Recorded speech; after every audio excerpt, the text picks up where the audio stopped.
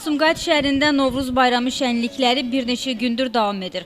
Sumqayıt şəhər İcra Hakimiyyəti tərəfindən hazırlanmış tədbirlər planına uyğun olaraq bu dəfəki bayram şənliyi şəhərin 17-ci mikrorayon ərazisində keçirilib.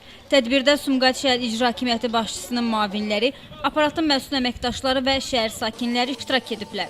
Bayram şənliyində Novruz adət-ənənələrini qoruyub saxlamaq üçün folklor nümunələri nümayiş olundu. Bayram əhval-ruhiyyəli çıxışlarda Novruz baharın ilk günü, təbiətin canlanması, torpağın oyanış bayramı kimi vurğulanıb. Novruzun əsas atributları olan bahar qızı, kosa və keçəl öz maraqlı çıxışları ilə şənlikdə xüsusi ovqat yaratdılar. Bayram tədbirində Novruzun rəmzləri olan səməni, milli mətbəxin ləziz təamları, müxtəlif şirniyyat nümunələri ilə bəzədilmiş bayram xonçaları göz axşıyırdı.